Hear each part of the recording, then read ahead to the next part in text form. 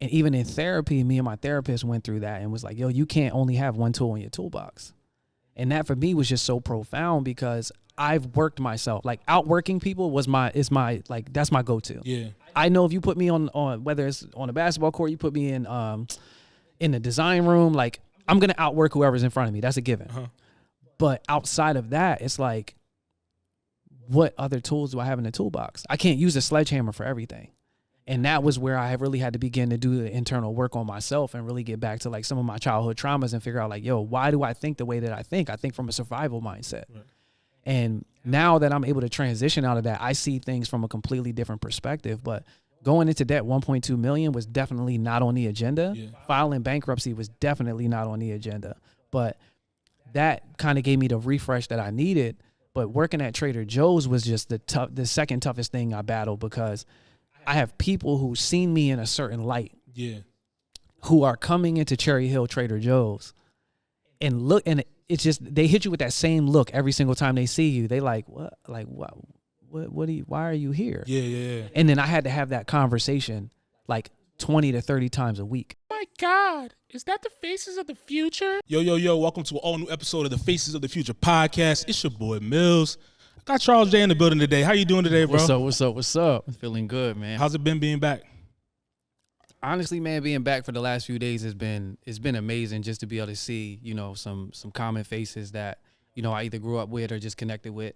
Good to see some family members. I haven't seen anybody since I got my car accident last August when I first moved out to Arizona. So having that life-changing experience and then being able to come back home and just like see everybody like that's truly just a blessing. So what happened with the car accident? So I moved out to AZ in Phoenix. I moved out there last August. August 14th, and then moved into my spot. Everything was there for about a week and a half, and then I was cool with one of the WNBA players for the Phoenix Mercury, so I went to one of the games, got in an Uber on the way home, and like 3-4 minutes later, I'm changing the song on my phone, and somebody ended up T-boning us, which eventually we found out that it was another Uber that collided with our Uber. Oh, damn. So, yeah, I was in the back seat. I ended up hitting my head on the headrest in the front because it was in a Honda Fit. Right. The car was like really small. I ended up having to do vestibular therapy. My vision wasn't working right with my brain. So I was on bed rest for like 8 weeks, but I was out there literally by myself. Yeah. No family members, no friends, nothing. Like I was cold turkey out there. How'd that make you feel? You said you were on bed rest. For someone who's so creative and someone who's normally very active, what type of like mind frame were you in when you just had to sit still? My first probably like 4 weeks was probably the toughest 4 weeks that I had in a consecutive period probably like in my life. Because I was literally just laying in my loft apartment like every day just doing nothing because I wasn't able to get up and do much. Like my vestibular therapy didn't even start until like week 5 or 6. So I was literally just sitting there all day sleeping like probably like 16 hours a day. Yeah. And I was definitely depressed, like fighting that battle of not having anybody there and then trying to like even turn on anything creative. Like that was just not realistic for me. So I kind of just really just sat there for a few weeks, and then what was the process like though? Like it's not like an easy recovery. Like I know you said things were at a standstill, you couldn't do things creatively, but just like the therapy aspect of it, like anybody who's gotten any type of injury knows like when you're trying to get back to like a full strength, whether it's vision, whether it's strength or whatever it may be, it's a process. Sometimes a grueling process. So like, what was that like? How did that make you feel? Did it set you back? What were the feelings that were going through like your mind at that time? Yeah, I mean, I was kind of just in a space where it's like, I just don't know what to do. Like my spirit, my creative realm, like nothing was activated. And I was literally just in a shutdown mode where like, I don't want to do anything. I didn't even really want to talk to anyone. Like my family members would call me, my phone would be on do not disturb. Like, and I would just text them like, hey, I just really don't feel like talking right now. And I would say probably like week 4 or 5 is where like, I just kind of hit the button where it's like, yo, I can't live my life like this. Yeah. Even if I'm in a position where, you know, I might not be able to be at 100% every day. Like I got to maximize that 40% that I have that day. Yeah. So after it was probably like week 7 or 8 where I like started waking up at 5 a.m. again, started going in the gym, started going for runs because I was able to be a little bit more active. Yeah. And then I kind of started building that routine every day. And then that routine allowed me to like my brain to just be able in a space where I can be creative again. Yeah. But earlier it was just not possible for me to turn on the creative because I was just out of it mentally. Yeah. Yeah. Retraining your brain to get back in that routine. I mean, like how long did it take you to, I guess, program yourself in the first place to be able to get in a routine? Because, you know, some people don't even know what routine is on a day-to-day basis. You know what I'm saying? You had to relearn that. So take me back to, I guess, like when you first started on like your journey, like with Urbane and things of that nature. Like, how long did it take you to like get into that routine of like, all right, this is what I got to do to get to point A, to get to point B, et cetera, et cetera? I think for me, it was just, I was so raw in my discovery with fashion. And what I mean by that is like, I didn't go to school for design. I didn't learn how to sew. Like that wasn't my realm. Like I've always enjoyed like fashion and style, but like I never looked at the fashion industry like, yo, that's something I want to be a part of. Right. You know what I mean? So for me coming in so raw, like there was no routine. It was kind of like I was just throwing things at the wall. Yeah.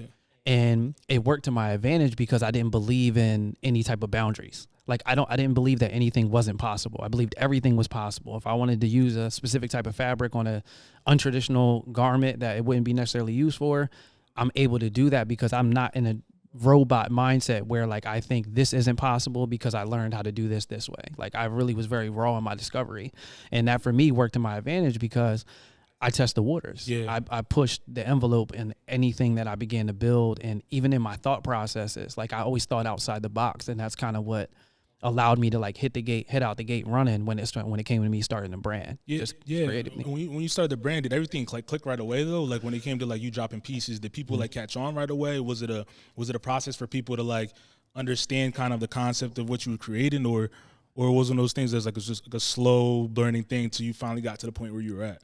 For me, I would say it was kind of like ebbs and flows. Like when I first started the brand, like one, I hooped in South Jersey, right? So having that connection of people that, you know, I've met so many people around just from playing basketball, right? But when I decided to start the brand, I just graduated from college too. So I had a lot of people in college who were just friends or support, like natural supporters just in general. So when I decided to turn the brand on, for me, it was like, one, I know my value because I'm just naturally by nature a very confident person. Like if I put my name on something or I attach myself to it, my work ethic is going to speak in the work that I put out. And when I put the first piece out, it was like a $300 baseball jersey. Right. People were looking at me like, yo, I'm not paying $300 for that. Yeah. And I didn't even blink because I didn't care. I knew someone out there would appreciate the amount of quality and time and effort that I put into the product. It's just, I got to give it a little bit of time for it to stick. And I wasn't caught up in the beginning. I wasn't caught up in like the whole money making aspect. Like for me, it was just, yo, this is something I enjoy. It's something I'm passionate about. Let me run with this and see how far it can go. Yeah. And once I started to get some reception from like the pieces that I started to release, like, and this is just me starting with no resources, like just reaching out to manufacturers, not knowing what I'm talking about, but asking the right questions so I can gain the knowledge in the process. I'm a huge person that believes in doing the work while you're doing the work. Yeah. So it's like if I'm, looking to get products produced and talking to manufacturers, I'm going to ask probing questions so I can get the answers to the questions that I need for future reference. So going through that process for like my first 2 years of design was great because I learned how to do everything.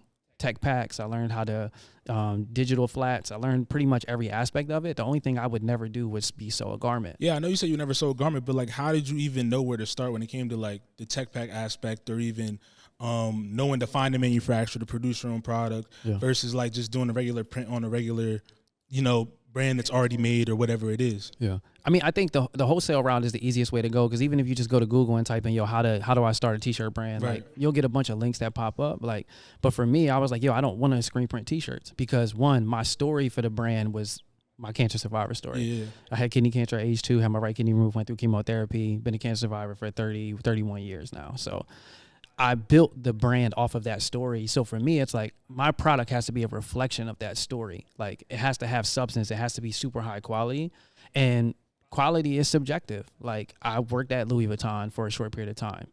I thought that my brand's quality was top tier, but working for a fashion house like that, you begin to see the differentiation between like what you think something is versus what the market really is. Yeah.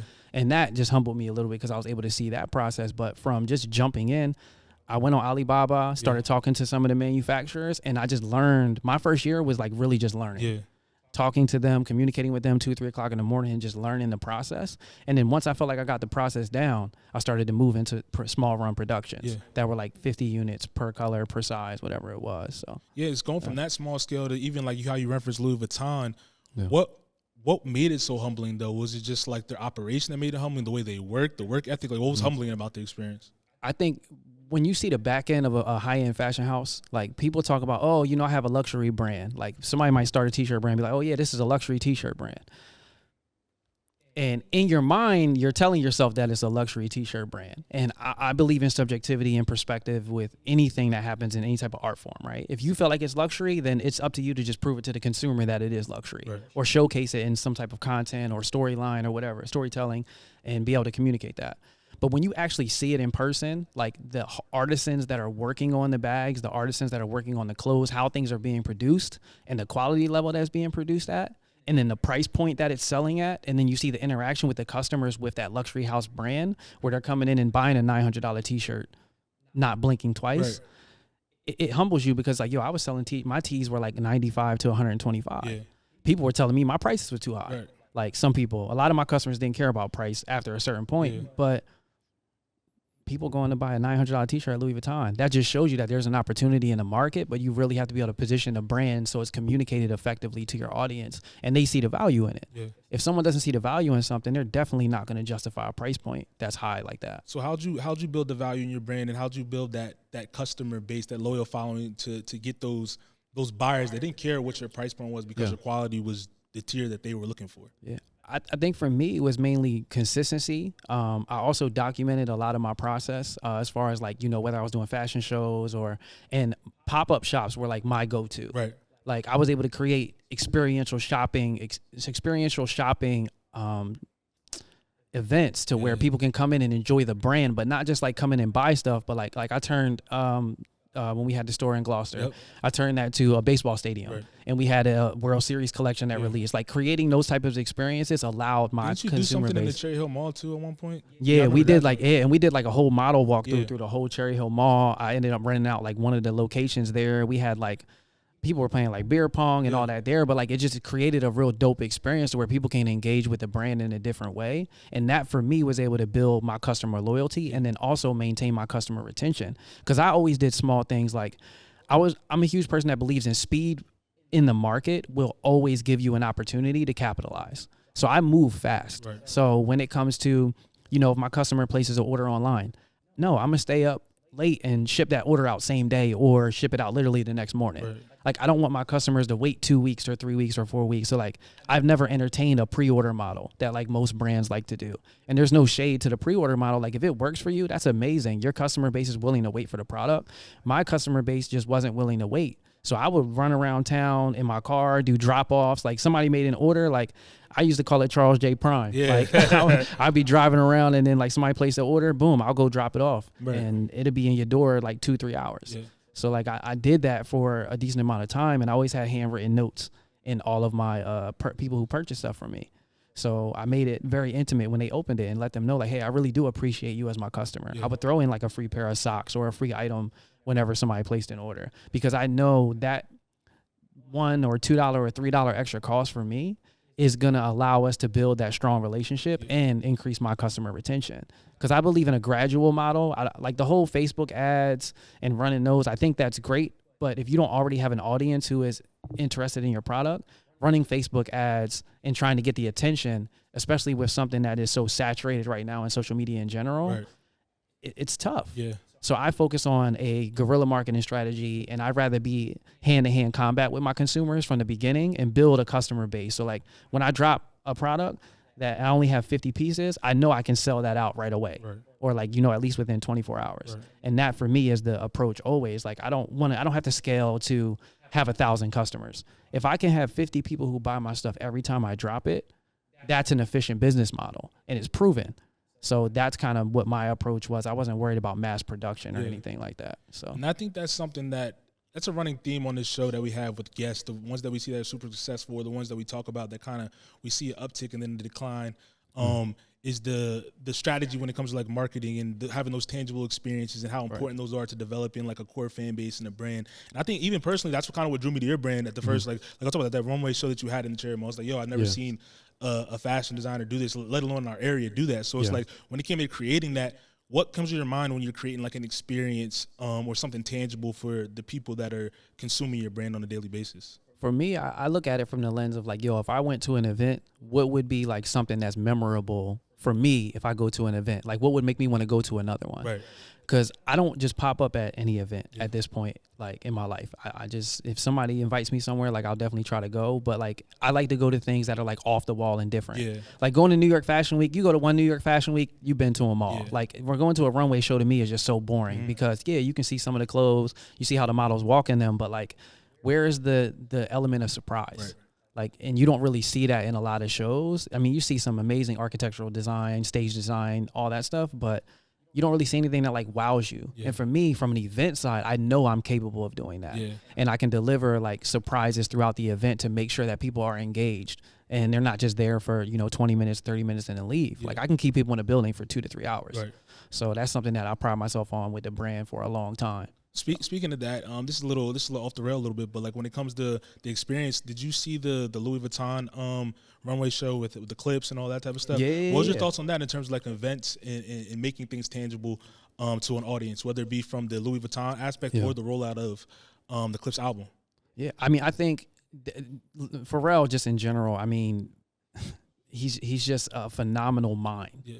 His ability to cross market different products and music and really bring that whole, even with sonic branding, like things of that nature where like you're bringing all 5 senses into a space. Yeah. Like he released his own fragrance called Lovers with Louis Vuitton last year, right? And that was the first fragrance that he released with the brand. So like you're talking about from a marketing strategy, they're able to pinpoint all of these senses, whether it's smell, touch, feel, whatever it is, like all the senses. And if you're able to market that way, there's going to be an emotional attachment somewhere from the consumer, right? Like if I can hit all 5 senses every single time I release something or put something out, Right. there's a retention there and an excitement there that's going to allow me to begin to, one, not only sell units, but it's also going to allow me to build brand awareness and be able to build that brand retention, because Louis Vuitton's ready-to-wear is not like something that's been selling crazy or has been around a long time. It's still relatively new. Yeah. So seeing that and seeing the growth in him in Louis Vuitton and him not compromising his vision at all. Like some people didn't like the, I think it was fall, winter 24 collection. Right. He doesn't care. Like at the end of the day, and I think that's what makes a creative. Like you're not working on a million constraints. You're able to produce what you want to produce, how you want to produce it, and you allow the audience to receive it how they want to receive it. Like, and I think something that's really dope with Pharrell is he's not focused on the outcome. Yeah. He's more in love with the process. Right. So being in love with the process really just allows you to build something that's true to you. Yeah. But if you're focused on the outcome where it's like, yo, we have to sell X amount of units, so we can't produce this garment. We have to use this material because that's what's trending in the market. Or we have to look at this Pantone color report because this is the color for the summer. When you go against the normalities that are in the market, it gives you leverage to be able to overtake the market in some capacity because it doesn't look like everything else. It doesn't feel like everything else. And that's something that I pride myself on from a design perspective. Yeah. Like when I did the vegan leather collection with the removable pockets and like people are like, what's vegan leather? Right. Like, but once you really break down the components of it, the fact that we're not using animal byproduct, like that's something that it means something to a certain consumer. But for the consumer on the other side who doesn't care about material, they look at design and they're like, yo, that just looks completely different than anything else that's on the market. That's why I enjoy it. Right. And if you're able to deliver that experience over and over and over again consistently, having customer retention at that point is super easy. Yeah. Now you have to just fix your infrastructure and your systems to be able to do it more frequently. Yeah. And that's kind of why I took a step back from everything for the last like 2 years. And that's what I'm really focusing on now. It's just getting my infrastructure and my systems together, relocating my manufacturing to Portugal and Italy because I want to up the aesthetic of the brand. Right. I know what it can be from me being the designer to understanding like what branding is and my story. Like those things to me are extremely important. So that's why I want to shift everything over to Italy and Portugal. No, definitely. And as you were on your journey with your brand, and you started to scale a little bit. Like you had your stores, you opened up Avenue Black. Yeah. What was that like learning curve like? What was that experience like growing from just someone who's driving around in a whip, dropping stuff off, to actually having a physical store, selling your main brand, and then starting a new brand as well, and trying to get foot traffic to your brand, not just digitally, but actually in person? In the store, yeah. I think Avenue Black was just, I feel like to me, Avenue Black was everything that everyone in South Jersey asked for. Like everybody was saying they wanted this space that they could come in, they could create, they can co-work, all that. Cause like if we didn't do it in South Jersey, like everybody's going to Philly already anyway. Yeah. And when we opened the space, it was 5,000 square feet. And then we had the 5,000 square feet right next door. And I think taking on that load for me just kind of showed me like, yo, I can really do anything at this point. And then as we began to build out the concept and I went into business with, you know, my mentor and the business partner that I had, that experience kind of like just really changed my life because he was my best teacher.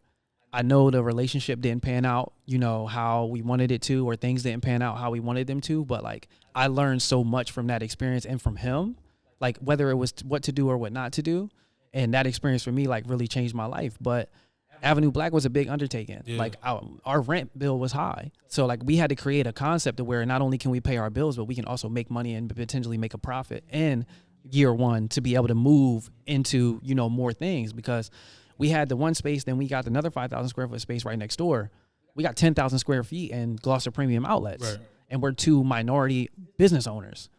The mall didn't want us there. Yeah. They communicated that to us frequently. We did Mir Fontaine's album release party, and mall management is sitting out there with the cops. Really? Yeah, like they were sitting outside the entire time of the event, and they didn't want us to do the event. The police chief told us that we can't do the event. Why was that? Because they looked at us bringing a certain crowd into Gloucester Premium Outlets. They assume that there's going to be drinking. They assume that there's going to be smoking. And they literally wanted to shut it down. The police chief sent us an email, said, you cannot have this event. And we told them that we're going to have the event. We blacked out all the curtains in the front, and we did Mir Fontaine's album release party. Yeah. And the cops were literally sitting outside the whole time. And nothing went wrong. Like no fights broke out, nothing. Like, and we battled that with Gloucester Premium. A lot of people don't know, we battled with Gloucester Premium Outlets for months. They made us go 30 days ahead to get any events approved. Jeez. Like it wasn't like a smooth sailing ride. And then like we got to a point where it's like, yo, if y'all not gonna let us operate how we need to operate, then let us out the lease. Yeah. There's no need for us to be here. You guys don't want us here. You're not allowing us the business to operate. And we were operating everything that was within the lease that we structured. Yeah. But they had changes in mall management, and they saw what a crowd was potentially coming to Avenue Black, which for them, it was good business for them anyway, because they're getting more traffic. Right. But they just didn't want us there, and we had to transition out. So, what was your initial reasoning for wanting to be in Gloucester Premium Outlets? I think for me, one thing was I used to manage a store in Gloucester Premium Outlets, so I used to work there. And then from a location standpoint, we're right off, 42, right off the Atlantic Expressway. It's the ideal location, honestly. Right. And from a space perspective, like the space that we ended up being able to get and lease was phenomenal. So like everything lined up perfect. It's just management didn't want us there. And I feel like if we would have stayed there, we would have definitely had a lot of success. How hard is it juggling a business, like a growing business, a startup business, and dealing with like management at the same time? Does it affect your day to day? Does it affect how you maneuver? Like, what was that like? Yeah, I mean, they basically imposed their will on us to where we couldn't do anything. Like even from like us wanting to do like pop-up events at the store, like they were making us get those approved 30 days out. Like that alone changes the business model, because if somebody wants to do an event at our space and they have an event that they want to do in 2 weeks, we can't give you an approval. So we can't take that booking because it's not enough time for us to do that. Yeah. So that kills our revenue in our space because it has so many different things that are going on within the space. Yeah. And like for me, the like 9 months that we were at Gloucester Premium Outlets, like I slept there. Yeah. I was there 12 hours a day, 7 days a week. Yeah. And I would sleep there, like to make sure that we opened up on time and everything was good, because I wasn't paying myself. Yeah. I sold my house to literally be able to live for 2 years. Oh, really? Like, yeah, I did not pay myself from Avenue Black. Like, I paid my staff before anybody, and they got paid every 2 weeks when they worked. Like, and I never missed a payment. Yeah. So for me, it was like the mall management imposing their will, then making us transition out of the space. We were just like, yo, all right, we got to make a quick transition. And then that's when we switched over to Deptford, signed the lease at Deptford. And then first month we did $60K in revenue. And that was Black Friday to January 1. So from Black Friday to January 1, we did $60K in the first month. So we were right next to Foot Locker. We had two brands, Avenue Black, which was like the Calvin Klein version of the brand. And then you had Urbane, which was like super loud out there. So we were able to target two different consumers at the same time in the same store. But I did all the design work. Yeah. I built the website. I was doing all the email. Like I literally did everything for the business. And the person who I was in business with didn't necessarily do much. to be honest. So how did that work business wise then? Like when it came to the business structure, or when you're building someone, you're taking the majority of the load. Are there conversations that are had about like percentages? Like how does that work? Yeah. So when we went into it, we went in as 50-50 partners. So my expectation, and this is something that I even had to dive deep in therapy, is you have to eliminate whatever expectations that you have, right? Like my expectation was, okay, we're going 50-50 on the business, and this was on paperwork. Like we're going 50-50 on the business. You going to do 50% of the work. I'm going to do 50% of the work. Right. You going to put up 50% of the bread. I'm going to put up 50% of the bread. And that's not how that interaction went at all. I leveraged my entire financial portfolio, like from my personal credit to building the business credit to everything. He didn't leverage as much as I did when it came to liability. I was liable for the entire business. He wasn't liable. And that's kind of where I messed up in my process, because I allowed it to happen. But that was my thought process when you go into business with someone that you've known or like a mentor. And I don't think he had like ill intentions from the beginning. I think all his intentions are pure. But I think we hit a crossroad after we left Deptford. It was, we're going to open Turnersville. There's an 11,000 square foot spot that it was $12,000 a month. Right. We signed that lease. First year of the lease was free. Then we went to the 3 doors down. We were like, we can turn this smaller space around faster, use it as a turnkey event space, start to just generate some buzz and revenue within that mall that we are. And then we begin to work on the build out of the other space. And that's where we just had a lot of differences in how we wanted to operate the business. He wanted to be more hands-on with events. I just wanted to have turnkey event space. I didn't want to have to be there all day. Right. Like to make sure the events ran. I didn't want to have to deal with communication of, how many tables do you need? How many chairs do you need? What color linens? Like that wasn't my passion. So we had a conversation and he said he would take over that. And that was about the time where I started doing the creative direction for the brand Aces in New York. Yeah. And that's kind of where I stepped away from Avenue Black for a while. And that's where things started to fall apart. We weren't getting as many bookings, like bills weren't able to being able to get paid at that point. And I was still involved in the business, but like if there was money that had to be put out to be covered for like a bill or like a loan had to be paid, I was paying that out of my pocket. And it got to a point after a few months where it's like, I can't keep fronting this. Like, I don't even pay myself from Avenue Black. Yeah. Like, so if I'm not out here hustling, like I was driving Amazon, DoorDash, Lyft, like outside of working on the business and working for the brand in New York. So for me, it was like, I can't afford, like, I can't keep doing this. I was like, you have to step in. And that's kind of where we hit a crossroad where he was like, I can't. And I had to make a decision where I either sold the business to him or I dissolved the business. And I made the decision to dissolve the business. And I was in debt $1.2 million. Why didn't you make the decision to sell it to him? I put an offer together and he said he didn't have it. So, I mean, and don't get me wrong, like from an intention side, like I don't think he ever had ill intentions. I just think, and it's something I battled in therapy, is the idea of perspective and understanding that what's right for me may be wrong for someone else. Right. Like I can't determine what is the right decision for someone. They're their own individual. They're their own person. They have their own perspective. He, in that moment, made the decision that he felt was best for him. Yeah. And I respect that 1,000%. Did it change my life entirely? Yeah, my life got literally flipped upside down after that. I can only imagine 1.2 mil. Yeah, like I'm on the hook for 1.2 million. I have a commercial lease that's worth 800,000 in the next 7.5 years that I'm liable for. I'm personally guaranteeing it. Yeah. You know what I mean? And then I have the other lease that was 2 doors down that was $3,000 a month for another 5 years. You do the math on that. That's a mill right there. Then you talk about business loans. I leveraged my personal credit. Yeah. Like I was doing Turo I had Turo popping on the side. Like I had multiple businesses that were running on the side. Yeah. But I personally guaranteed everything. Why don't people talk about those sides of running the brand? That side of the running the brand. Because it's easy to talk about, the sunshines and rainbows. Like that's people want to see the wins. Yeah. Like, bro, even when I was at Avenue Black in Gloucester, like there was times where like my shipment was 2 months late. Like, and I talked about those things. Like people have seen my journey, bro. Like I'm not here to like ever sugarcoat nothing. Could I have done things a lot better in the past? 1,000%. Yeah. Could I have, collaborated with different individuals so that I put the business in a better spot? 1,000%.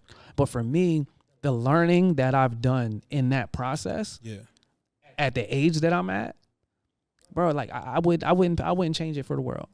And going into debt, $1.2 million, having to file a Chapter 7 bankruptcy, and being and having to work a regular job right after that. Like I started working at Trader Joe's in Cherry Hill. Yeah. Like, and the reason why I had to do that was because if I started making too much money, they would change my Chapter 7 to a Chapter 11. What's the difference for the people that don't know? So Chapter 7 is basically where you can basically get everything forgiven, but the bankruptcy is going to stay on your credit report for 7 years, depending on, you know, who you know and how you're able to maneuver, right? Chapter 11 is where basically everything gets consolidated and you pay, you know, a monthly fee towards that debt until, you know, it's either fully consolidated or, you know, it's fully paid off. And for me to go to a Chapter 11 and after all those personal guarantees that I had on just the lease alone, I can't be held liable for that. Like that's a whole that's even more added stress. Yeah, and there's no need for me to even put that on myself. Like if I got to go through the Chapter 7, I had to get rid of all my cars. I had to completely stop Turo. I was making $1,500 profit a month on Turo with 2 to 3 cars, and I had to let all that go. And it wasn't like, for me, it was a pride shot because I was the person that was like, yo, like I can outwork like I can work myself out of any situation. Right. And even in therapy, me and my therapist went through that and was like, yo, you can't only have one tool in your toolbox. And that for me was just so profound because I've worked myself. Like outworking people is my that's my go-to. Yeah. I know if you put me on whether it's on a basketball court, you put me in the design room, like I'm gonna outwork whoever's in front of me. That's a given. But outside of that, it's like, what other tools do I have in the toolbox? I can't use a sledgehammer for everything. And that was where I really had to begin to do the internal work on myself and really get back to like some of my childhood traumas and figure out like, yo, why do I think the way that I think? I think from a survival mindset. Right. And now that I'm able to transition out of that, I see things from a completely different perspective. But going into debt, 1.2 million was definitely not on the agenda. Filing bankruptcy was definitely not on the agenda. But that kind of gave me the refresh that I needed. But working at Trader Joe's was just the second toughest thing I battled because I have people who seen me in a certain light. Who are coming into Cherry Hill Trader Joe's and look, and it's just, they hit you with that same look every single time they see you. They like, what? Like, what do you, why are you here? And then I had to have that conversation like 20 to 30 times a week. And for me, it's like, yo, I don't want to keep like that. So for me, I wasn't in a space to like even navigate past that. So I was like, yo, I'm not going to sit here and relive this nightmare every single day of my life. Like people saying, yo, what happened with Avenue Black? You still doing the clothes? You still doing this? Like I seen you here, I seen you there. And I'm just like, I don't want to tell that story over and over again. So that's why I made the decision to move to Phoenix. And, you know, it's just crazy that I moved out there and a week later I get in a car accident, bed rest for 8 weeks. Like, it's been a crazy scenario, but at the same time, it's just, you know, if I'm blessed with another 24 hours, like I just got to take advantage of that. Where you said you got tired of telling the story, was it because you were ashamed of what happened, or you were ashamed of the way like the people looked at you in a different light? I think it was a mixture of both. Like, because I would have to look myself in the mirror every day when I go home, right? And I have to look at it like, damn, yo, like I feel like I really did fail. Like I feel like I hit rock bottom. Like I feel like not even just that I failed myself, but I feel like with Avenue Black and the aspirations that we had, I feel like I failed everybody around. Like I feel like people who came to the space and utilized it for what they needed, like that space changed some people's lives in that short period of time. Like I talked to Wanye Robinson the other day. And he was just talking about like, yo, what Avenue Black did for him. It gave him the confidence to be able to go into a room and be able to shoot at the capacity he can shoot at now. So like when you hear those impact stories, like those are the reasons why we did what we did. But having to relive the idea that like, yo, I failed that. Like I failed them. I failed myself. Like I failed South Jersey. Like that's really the weight that I carried. And it wasn't that other people put that weight on me. I was putting that weight on myself. And navigating through that was just really, really tough. But I ended up, you know, working at Trader Joe's for like, I was there for like 3.5. No, it was probably like 6 months. I was there. And then I started working with Brand Aces in New York. And I started handling some of the creative for them, designing some of the apparel, some of the collaborations that we were able to knock out, some of the event execution, the event design. And that, you know, I ended up in Indianapolis working on an event with Google Pixel during the NBA All-Star weekend. You were making a lot of moves with that brand for sure. And like before we get to that though, like, so Avenue Black closes down. Is Urbane still running at this time? Like, or did you put that on a pause at the time? Did you close it down? Like, what was the timeline with that? So I mean, what I did once we shut down Avenue Black, I liquidated any type of product that we had, whether it was Avenue Black or Urbane. And from that time on, like closing Avenue Black, I have not released a new piece. So it's been almost 3 years since I've released anything. Yeah. And that's why like I'm kind of getting back into that creative realm now, because one, I'm also working on my book, which is something that should be done within the next probably like year. Yeah. I'm still like ironing out some details and stuff with that, but I'll be releasing a book that kind of goes through like my whole life story. And the book is called The Power to Pivot. Yeah. So it just talks about how to being able to navigate and pivot through adversity and how that can shape you and change your life. So that's something that I'm really excited about too. And you said it's coming within the next year? Yeah, it's gonna be out within the next How's year. that process been like creating? Are you writing it on your own, or is it you have a writer with you, or what? No, so I'm actually gonna write. I'm writing everything myself. Like I'm just going chapter by chapter right now to get my ideas down. But like I have probably about 12 chapters already done. Okay. And I'm writing everything myself. So that's a process too, huh? Yeah, it is, because I mean honestly, for me, it's tough because I even forgot how much stuff that I've been through in my life. Yeah. Like growing up, I lived in 15 different cribs in 10 years. Like we was evicted all the time. Like type stuff. A lot of people don't know that, but like, yeah, like that's the reason why we moved around so much. Like having kidney cancer at age 2, even in playing basketball, like I was always considered undersized. Like I didn't get, recruited to go to college. I ended up walking on at Rutgers Camden and then started since I was a freshman. Like stuff like that. Like I have a lot within my story that is just like a lot of people just don't know. So I kind of bring that back to the idea of like being able to navigate through adversity and telling different types of stories. So tell me more about what you were talking about with the brand Aces, like how that came about and kind of like the role you were playing in. Yeah, so I actually connected with Josh. Shout out to Josh Thompson. He's one of the homies, super cool dude. He's like does model, he does creative all in New York. So he's super connected. He was like, yo, we doing Aces Elite Classic, or it was Hustle and Heart Classic, I think.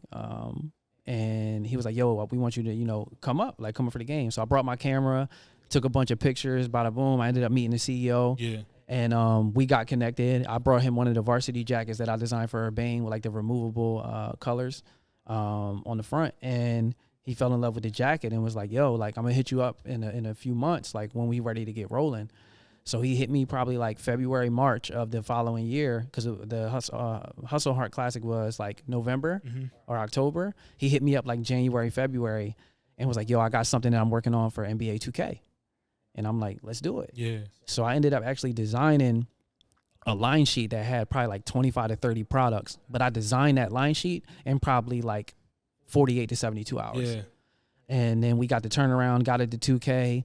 They ended up getting the approval. Some of the dates got pushed back for when it was like going to be released. But like, yo, we had I designed the shorts in real life too. So we had one of the first phygital drops. Yeah. That's a physical and digital drop at the same time. So we dropped it in the video game, and you could also buy it on the website. So that was my first stint pretty much with Aces of doing anything creative. And that was a crazy scenario, like designing for a game that we grew up on, with the homies cussing each other out because, NBA 2K. So like that alone for me was like, yo, I'm on go. Yeah. And like I said, like speed for me is my superpower. Like me being able to take a concept and turn around a collection, I can do that in 24 to 48 hours. Right. And you said you did a phygital drop, which is like digital and then IRL as well. Yeah. What had more? Were you guys able to see how many people like purchased like your packs online, or they didn't give you that information? Nah. So we didn't see any analytics when it came to the 2K downloads. But like even some of the homies like was hitting me like, yo, I just bought them shorts from my player. Like, and just having that experience was just like crazy dope. Because I was gonna ask like if there was a different like thought process or creative process when you're trying to create for both. You know what I'm saying? Like because you get the tangible and you get the digital version. Obviously, like you want your tangible version to be as close to or the material quality replicate what their my player is looking like. So like, what was that thought process like when you were creating? Because you want your person to be able to wear it out in public too. Yeah, I think my approach for it was one. I didn't want to go too crazy on like branding. Like I didn't want it to just be logos. Like I really wanted it to have a design element to it. And that's something that's kind of like my superpower is my ability to infuse a brand like into the design aesthetic versus it just being like a logo placement. So for me, like once I get assets from a brand, whether that's logos, slogans, whatever it is, my ability to position them into the design of the actual garment is my superpower. And we were able to execute that in 2K and in real life. And the shorts, they did well. Like we didn't sell them out like the first day or anything, but like things moved well, and it brought us a lot of traction going into like some of these high school All-American game events that I would begin to curate later on. And that experience with Aces was phenomenal. I met so many people and NBA players, WNBA, like we did events across the board, like with these major cultural iconic events that happen every year. Like, bro, we shut Art Basel down. For sure. Like that year that we did the event down there with We Them Ones, Michael Beasley and How was that Art Basel experience? Art Basel was ridiculous, man. Like for us to just go to a completely different city, put an event on, execute the event at the level that we executed it in the time frame, because we only had like I think 4 weeks to plan that event. That's not a lot of time for people that don't know. That's not a lot of time at all. No, and then for us to pull out 250 to 300 people to an event that fast, like in a different city during Art Basel, like that was a big stamp, and we were able to create a lot of moments just from that.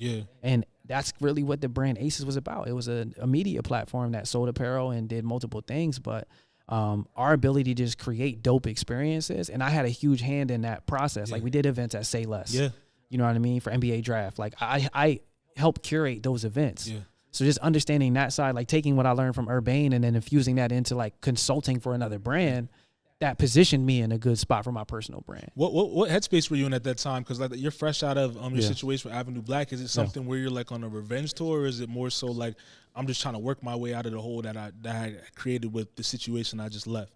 I think for me it was more so like me just trying to redefine myself, because like when it came to Avenue Black or Urbane, like that's who I was. Like that's what defined me. Like even in therapy, I started to dig deep into that too. Like I'm a person who is so fixated on outcome. Right. Like I'm going to go in and I'm going to do this because I want this projected outcome. Like that's how my mind thinks. Right.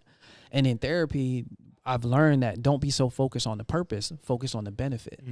The benefit is going to be like the growth that you have throughout the journey. The purpose of it is like, yo, I want to go make $1 million. This is what I'm going to go do. Like that's your purpose. Like that's how you're positioning it. Like that's the reason why I'm doing it.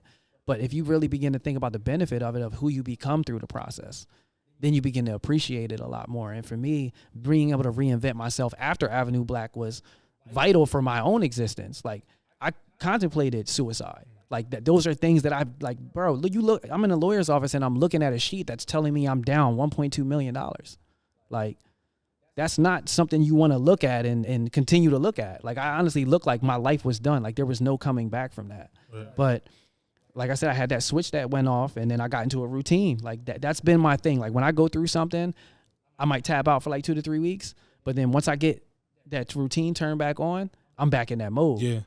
So, I mean, going from Avenue Black to Aces was just a huge jump, because it's like, yo, I left all of this, which that defined who I was, and then I jumped into something else that defined who I was. Like people knew me as like who Charles J for like, oh, he worked with Aces. Like that was me for 1.5 years. And then things had transpired within Aces, and it's no bad blood between, me and the CEO. I just think our perspectives are just a lot different. And for me, when it comes down to morals and ethics, if that doesn't align for me, like I'm not going to do the work, and I'm not going to be motivated in the work, because I'm a huge person that just believes in like right is wrong for whoever it is. But like from a moral and ethics standpoint, I can create the boundaries. I can establish whatever boundaries or workplace environment that I want to work in. And if it doesn't align, I do not have to be there. What aspect though, in terms of like when you're creating like, or just doing business in general? I mean, like there's things where, like if you're not receiving payments on time, like those are things that happen. You know what I mean? I ran a business myself. So like if anybody understands and has grace, it's going to be me. Like I paid my whole staff for 1.5 years, and I didn't take anything from the business. Like I get that part of it. You know what I mean? But when it comes to like you being a creative and you like people wanting you to be creative for them, you get to a point where it's like, yo, if I don't feel like I'm being valued, why am I here? And I'm a person where like if I don't feel the value, I'm gonna put my resignation letter in, or I'm gonna end whatever contract we're on. And there's no bad blood for me. I communicated these things. You know what I mean? I'm not a person who's just going to turn it off like that. I'm like, no, like, yo, this is the situation. This is the changes that we need to see moving forward. And if there's no changes, then there's no longer a reason for me to be involved. I think Aces is an amazing company. I think the sky's the limit for them. I think they'll go as far as, the CEO is going to take them. I just think how my involvement was and what value I know I brought to the business, I don't feel like that was returned on the other side. And for me, that's when I decided to, part ways. Right. And, to this day, like I give grace. Like I don't have no bad blood. I would never have resentment towards anyone. For me, it's really just about you had to make the decision that was best for you in those moments. And I can decide whether I want to be involved or not. You said the process is about the benefit, not like, I guess, like the outcome or the purpose. Yeah. You said the benefit is who you become. So during all this, who did you become? I think for me, I've just become someone who previously I lacked a lot of understanding. I lacked a lot of empathy. I was a person who was very black and white or right or left. I didn't operate in the gray area. I didn't believe that there was a gray area in the world. I was like, yo, right is right, wrong is wrong. And going through therapy allowed me to see like, no, like if anything, there's more gray area in the world than there is black or white. Yeah. And it's not about being right or wrong. It's understanding that people can have their own perspectives. And what's right for them is right for them. And what I feel like is right for me is right for me. Yeah. I just have to establish my boundaries in that relationship.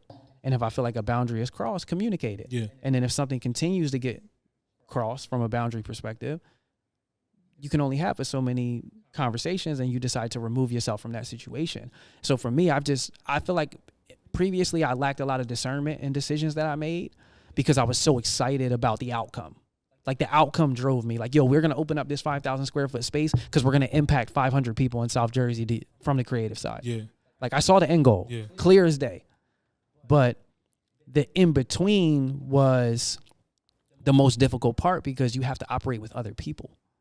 And that was something that I struggled with. My communication wasn't great. Like I wasn't a great communicator back then.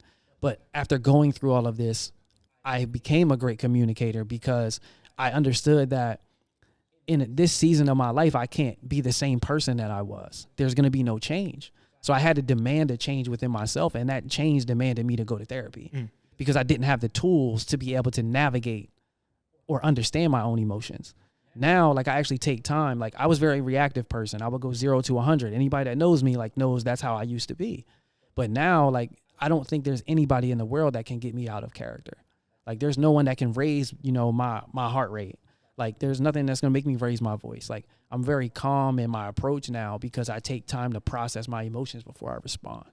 And that's something that I had to learn. And it's worked wonders for me in, my career with the job that I currently have with one of the, largest tech companies in the world and being able to operate within that space too. So, I mean, I feel like my spirit is just, I don't have any resentment.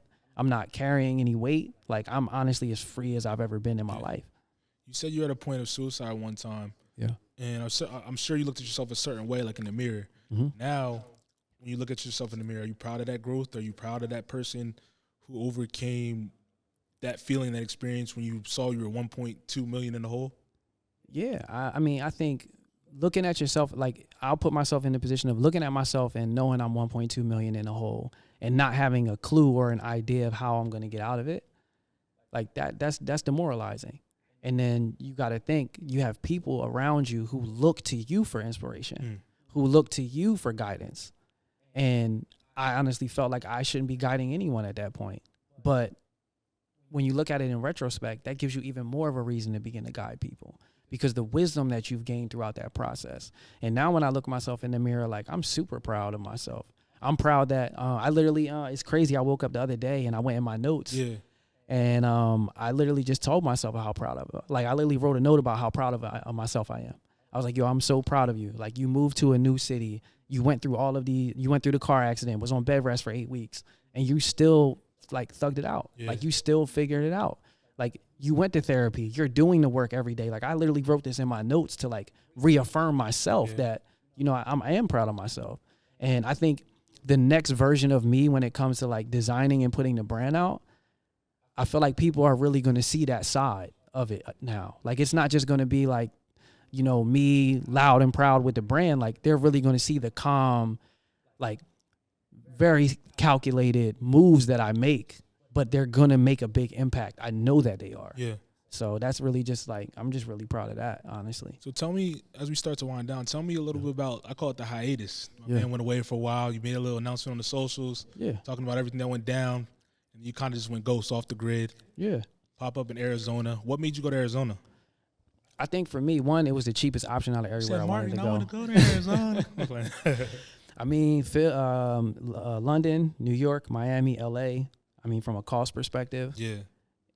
you know, I mean, you kind of shooting yourself in the foot. Opportunity wise, it's always there. Yeah. Like if you, like I'm a person where like if I feel like I moved anywhere, I'd be fine. Yeah. But Arizona was just like, one, it's up and coming. Yeah. The weather is beautiful all the time. I don't got to worry about no seasonal depression, anything like that. Like in the season I was in my life, I was like, yo, I need that. Sun's out every day. Like it makes me feel good. And I want to be in that environment. Plus, once I reestablish myself, I know I'm going to be mobile. Yeah. So having a lower cost of living in a really dope area that's up and coming is perfect for me, because if I got to go travel back to the East Coast, or if I got to go to LA, or if I need to travel anywhere, like Phoenix is a hub now where I can just live out of and just be able to operate. So for me, it was a great move. Yeah.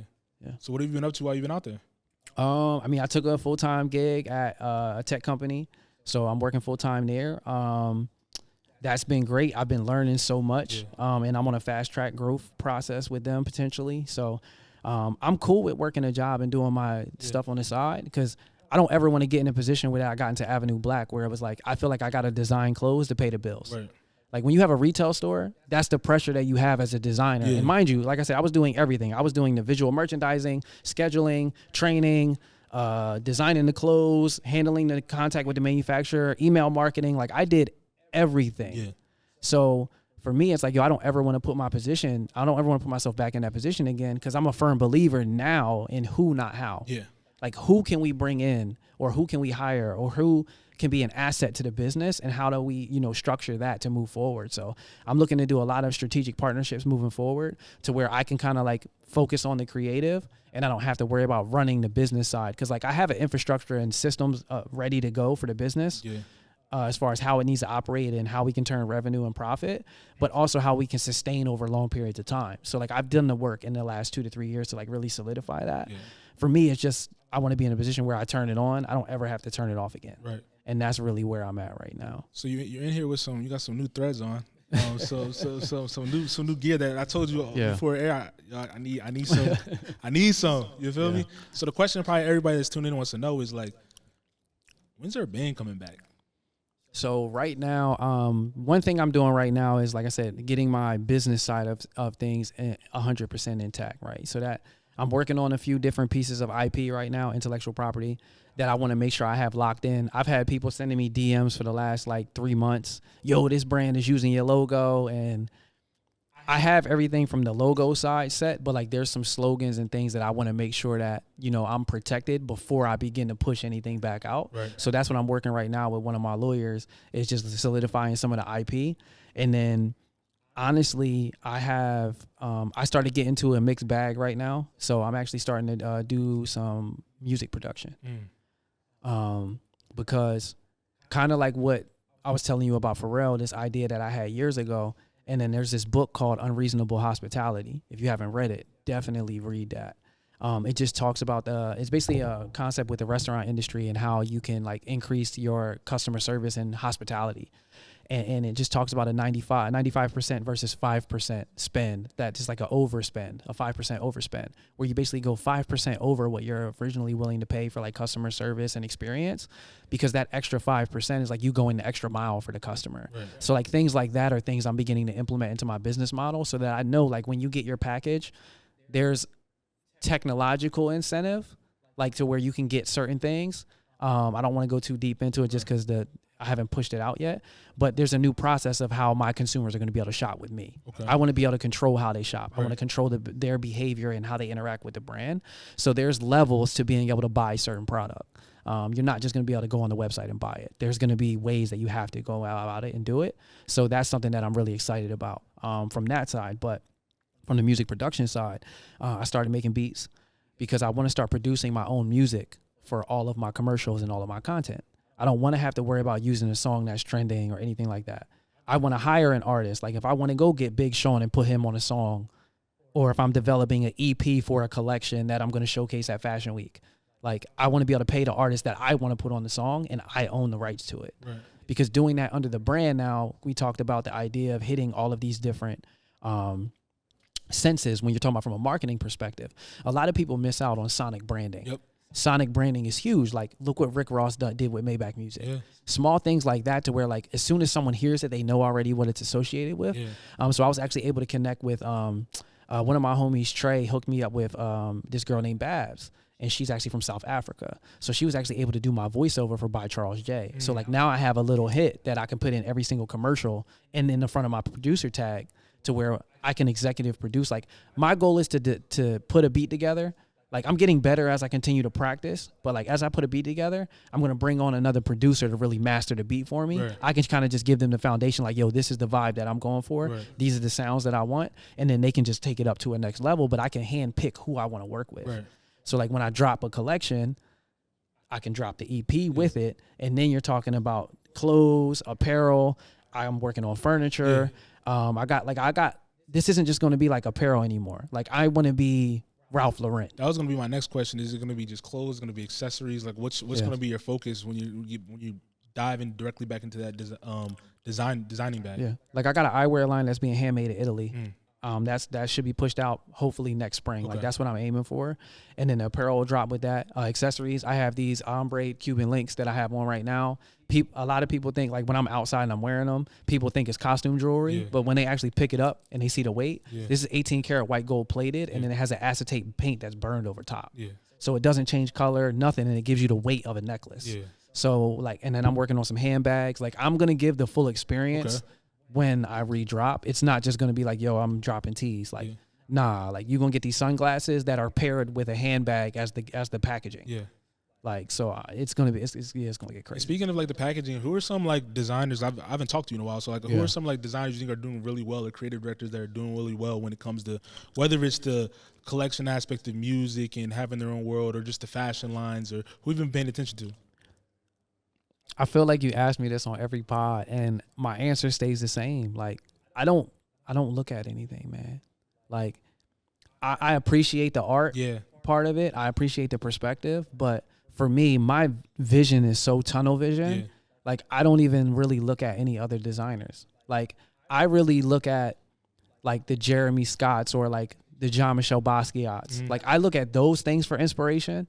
I don't look at, you know, who's the hottest designer that just came out, or what's the next collection for this brand. Like, because I don't get caught up in the business of fashion, the Pantone color reports, the trend reports. Like, I don't think I'll ever accommodate the brand towards that. If anything, I'm going to go away. I'm going to go left field versus going right field on that. And, you know, I have an appreciation for the art and the people who put the work in. Like, don't get me wrong, but for me to sit there and like follow a designer, like, it's no shade. Like, that's just not ever been my approach. Right, and I right. just don't think I'll ever dive into that. No, that makes sense. Yeah. So let the listeners know where they can find you at, where they can keep up with you at, all your socials, Yeah. everything that you're up to, that type of thing. Yeah, so Instagram's gonna be at the Charles J. So at that sign TheCharlesJay. I mean, other than that, I'm really just I'm not even posting on Instagram like that. Yeah. So I'm real low key right now. But once I decide to bounce back out, you'll be able to get Urbane. I'm working on changing the domain a little bit so that I can make sure everything is cool. Mobile apps getting developed. Like, there's a lot of stuff in the background. Right. So, and we're looking to get into the vegan healthy candy industry too. Yeah. So yeah, there's some stuff in the works with that. Well, we on the lookout for that. We always appreciate you stopping by. Glad you got to pull up to the compound first time pulling up. But that's all I got for this episode of the Faces of the Future podcast. It's your boy Mills. Peace. Yo, that's hard.